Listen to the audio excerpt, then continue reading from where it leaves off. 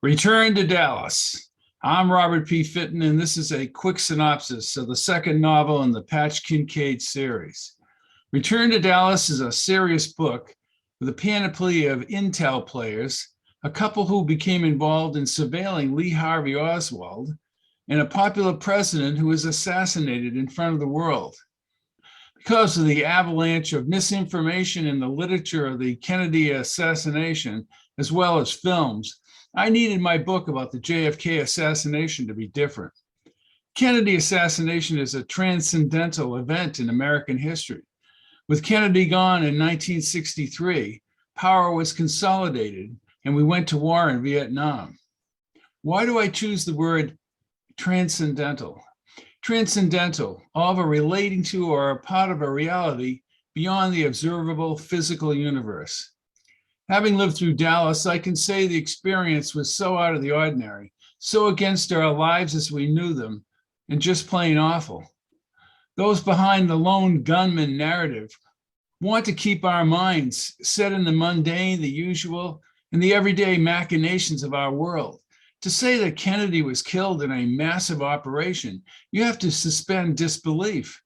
You need to realize the event was transcendental. I don't think now, since the Kennedy assassination is a part of American and world history, that we can fully understand the ramifications of Jack Kennedy's death in broad daylight on an American street. We need to dig deeper and see the sinister connections surrounding Elm Street. We need to use our simple logic applied to what transpired after Dallas in order to understand why Dallas happened at all.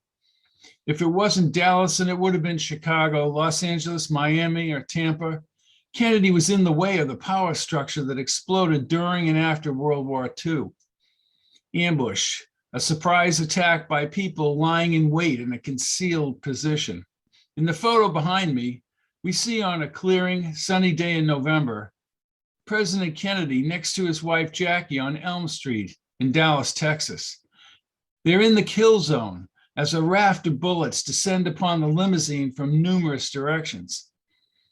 Return to Dallas is a unique novel. Patch Kincaid follows the long road to Dallas and witnesses the final moments of President Kennedy's life in detail. Why would I place 873 footnotes into a narrative? Because, ladies and gentlemen, let me reiterate that stories of the Kennedy assassination are filled with falsehoods, wild accusations, disinformation, and theories engineered by those with special interests. When I continued the Patch Kincaid scenario in Dallas to November 1963, I decided that everything, to the best of my knowledge, had to be sourced, and the narrative had to match reality.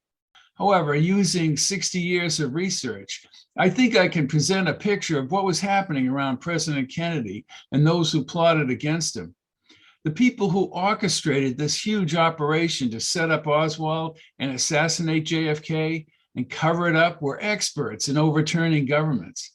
You're not going to find Fitton's theory of this or Fitton's theory of that.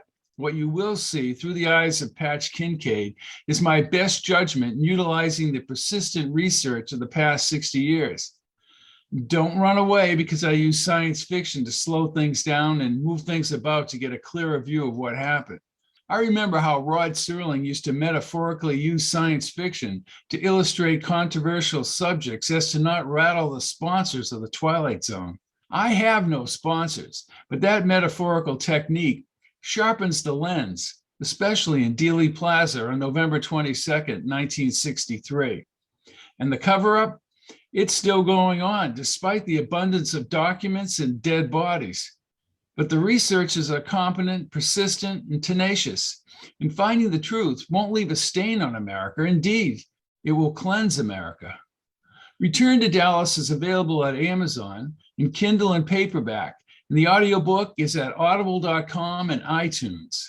I'm Robert P. Fitton, and this has been a quick synopsis.